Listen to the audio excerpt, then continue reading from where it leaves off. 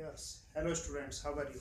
Today again we are here and taking a discussion on a very important topic. Today's topic is in major domains of the earth. We are discussing about hydrosphere. आज बात कर रहे हैं hydrosphere के बारे में, हिंदी में इसको जलमंडल कहते हैं। आपको जानकारी दे दूं कि earth is single planet which is known as blue planet. Earth को नीला ग्रह भी कहा जाता है। तो what is the reason behind it, मैं आपको जानकारी दे दूं इसके पीछे रीजन क्या है। Because earth consist of lot of water, बहुत ज़्यादा पानी अर्थ के ऊपर है। कितना पानी है? द परसेंटेज इन 97.5%, लिख लीजिए उसको 97.5%। That's why earth is known as blue planet. Earth को नीला ग्रह करते हैं, यानी कि अर्थ का जो मैक्सिमम वाटर है वो कहाँ मिलेगा आपको? वो सबसे ज़्यादा आपको मिलेगा ओशंस में मिलेगा। और ओशंस में कितना है? 97.5% वाटर कंसिस्ट करता है।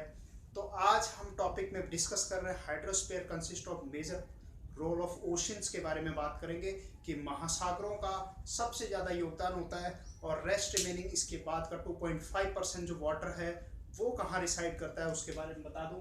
2.5% ऑफ वाटर वो लिथोस्फेयर पे है, वो रिवर्स में है, लेक्स में है, पोन्ड्स में है, छोटे रूप में मिलेगा 2. वाटर जो कि पीने लायक वाटर है, ग्लेशियर्स में है। ये सारा पानी जो है वो 2.5% के आसपास है, जो कहाँ रिवर्स वगैरह में अवेलेबल है। यानी कि मेजर पार्ट ऑफ वाटर 97% कहाँ पर है? ओशंस के अंदर रहता है।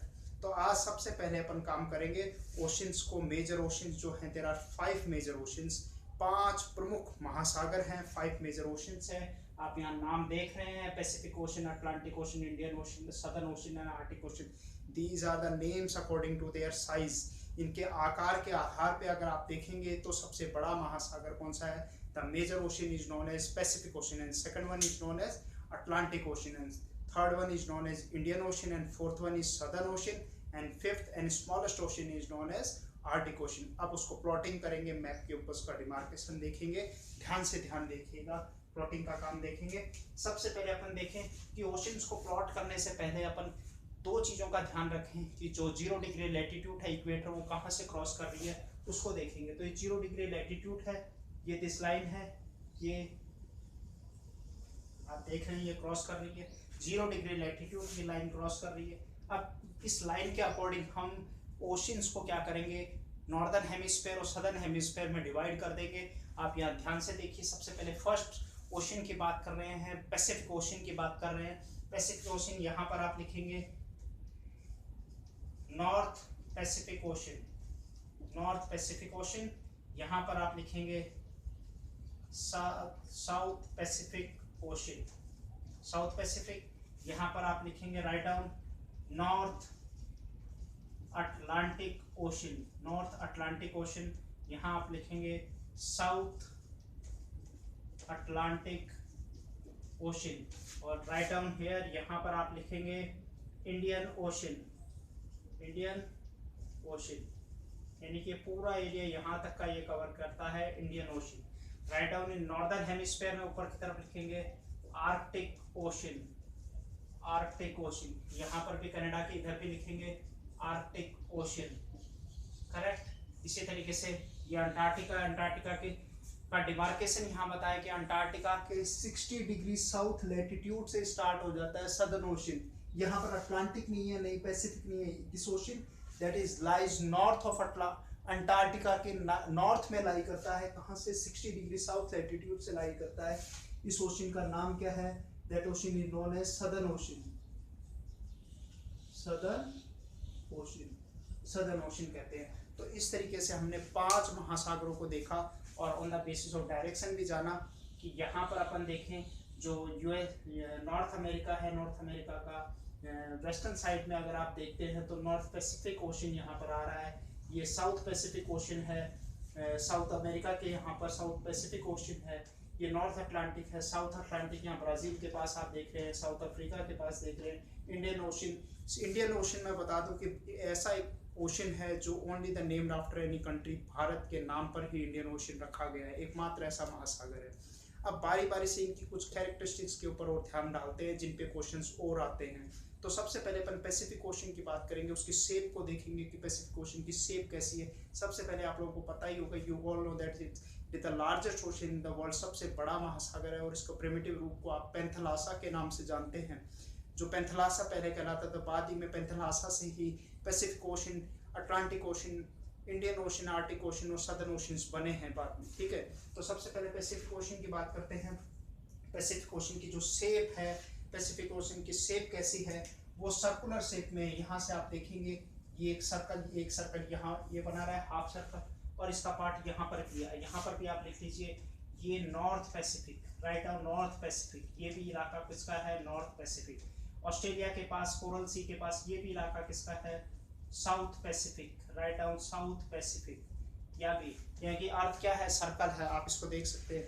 तो ये आप देखेंगे इस तरीके से ग्लोब में, जब आप इसको देखेंगे ये पार्ट आप देख रहे हैं, ये पैसिफिक ओशन, ये पूरा इलाका और ये पूरा इलाका, तो ये एक सर्कुलर शेप में अवेलेबल है। Pacific Ocean is in available in circular shape.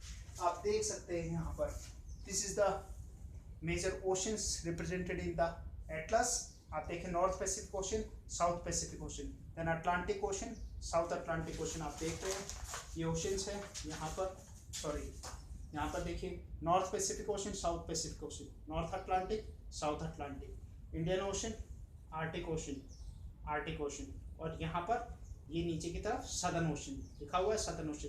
तो these are the major oceans आप देख रहे हैं। तो इनकी शेप्स पे अपन चले तो पैसिफिक ओशन की एक और खास बात है, यहाँ पर डीपेस्ट ट्रेंच, वर्ल्ड का डीपेस्ट ट्रेंच मिलता है, उसका नाम क्या है, मैरियाना ट्रेंच उसका नाम है। यहाँ पर लिखा हुआ है मैरियाना ट्रेंच, जो कितना है, 11,034 मीटर्स, यानी कि 11 किलोमीटर इसकी डेप्थ है। मैरियाना ट्रेंच जो चैलेंजर डीप के पास इसकी लोकेशन है। यहाँ पर नॉर्थ पैसिफिक ओशन के पास इसकी लोकेशन, फिलीपींस के पास एक जगह है गुआम आइलैंड, गुआम आइलैंड के पास इसकी एक्यूरेट लोकेशन आपको एटलस में मिलेगी। गुआम आइलैंड के पास मैरियाना ट्रेंच, याद रखेंगे ये डीपेस्ट ट्रेंच है। इसके अलावा भी और भी ट्रेंच है। ट्रेंचेस होते क्या हैं, खाइयाँ होती हैं, समुद्र की गहरी खाइयाँ हैं। तो ये अर्थ का डीपेस्ट पार्ट है, इतना डीपेस्ट है कि यहाँ माउंट एवरेस्ट भी जमीन में इसके अंदर समा सकता है। माउंट एवरेस्ट कितनी डेप्थ, हाइट कितनी है, 8848 मीटर, और इसकी कितनी है, 11,034 मीटर, यानी कि 11 किलोमीटर इसकी गहराई बताई है।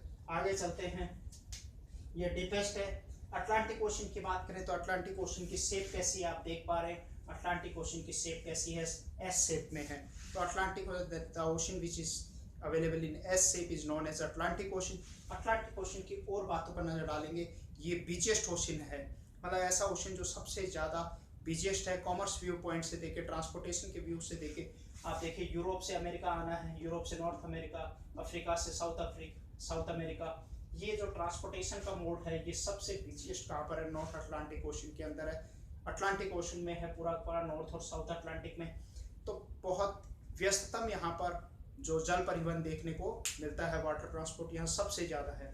तो ये क्वेश्चन कई बार पूछा जाता है कोस्टल। एक और चीज़ मैं यहाँ पर बता दूँ कि यहाँ पर जो यहाँ की अटलांटिक ओशन की जो है कोस्ट लाइन है वो बड़ी इंडेंटेड है। इंडेंटेड का मतलब होता है कटी फटी कोस्ट लाइन है, और इसके फायदे बड़े हैं, बहुत इसके फायदे हैं। आप ये देखिए, the best for the harbour and port की फैसिलिटी के लिए बहुत अच्छा है।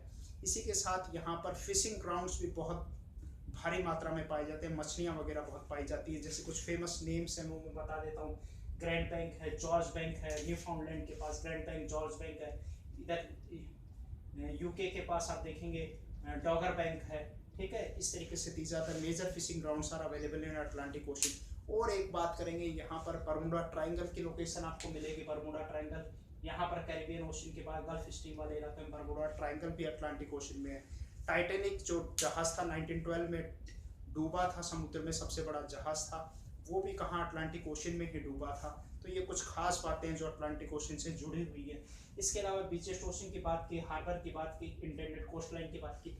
इसके ट्रेंच की ओर बात कर लेते हैं कि अटलांटिक ओशन में सबसे डीपेस्ट ट्रेंच कौन था, उसका नाम है पुर्टो रिको ट्रेंच। आप लिख लीजिए, जो पुर्टो रिको जो ट्रेंच है वो अटलांटिक ओशन का डीपेस्ट ट्रेंच है। हमने पैसिफिक के डीपेस्ट ट्रेंच की बात की, मैरियाना ट्रेंच की कौन सी बात की, मैरियाना ट्रेंच, फिलीपींस के बाद मैरियाना ट्रेंच डीपेस्ट है। इसी तरीके से थर्ड नंबर पे चलते हैं, इंडियन ओशन। इंडियन ओशन की आप शेप देख रहे हैं, इसकी शेप कैसी है, ट्रायंगल के जैसी है। The ocean which is named after any country and having a shape of triangle is known as Indian Ocean। Hind महासागर कहते हैं उसको हिंदी में। और बात करें हाफ ओशन और कहा जाता है इसको, एक और नाम से जाना जाता है हाफ ओशन, क्योंकि ये नॉर्दर्न हेमिस्फेयर में नहीं फैला हुआ है। आप देख रहे हैं नॉर्दर्न हेमिस्फेयर में इसका नहीं है। यहाँ इंडिया की एक तरफ अरेबियन सी है, ये बे ऑफ बंगाल है, इस पार्ट को कवर करता है। बाकी इसका पार्ट ऑस्ट्रेलिया के वेस्टर्न साइड में है, साउथ अफ्रीका के ईस्टर्न साइड में ये पार्ट को इंडियन ओशन कवर कर रहा है। इंडियन ओशन के डीपेस्ट ट्रेंचेस की बात करेंगे तो यहाँ पर डीपेस्ट ट्रेंच गहरी खाई का क्या नाम है, सुंडा ट्रेंच है, जावा ट्रेंच है। यहाँ इसकी लोकेशन है जावा सुंडा, इंडोनेशिया के रीजन्स है Java Sunda and Diamantina is the deepest trench available in Indian Ocean. बात करेंगे इसके बाद नेक्स्ट यहाँ पर इंडियन ओशन के हाफ ओशन, और इसकी जो एवरेज डेप्थ कितनी है 4000 मीटर्स के आसपास इसकी एवरेज डेप्थ बताई गई है। इसके बाद अपन सदर्न ओशन की तरफ चलते हैं। सदर्न ओशन जो है ये यहाँ पर हम बात करेंगे, वो पहले भी बात कर चुके हैं, 60 डिग्री साउथ लैटिट्यूड के पास जिसकी लोकेशन है अंटार्कटिका के नॉर्थ की तरफ, यानी कि जहाँ पर आप ये देखें टेरा डेल फ्यूगा वाला पार्ट है ये, और ये टेरा डेल फ्यूगा और साउथ अटलांटिक ओशन का सदर्न पार्ट, इंडियन ओशन का सदर्न पार्ट, और नीचे अंटार्कटिका के पास जो ओशन ये अवेलेबल है, this available ocean is known as Southern Ocean कहते हैं।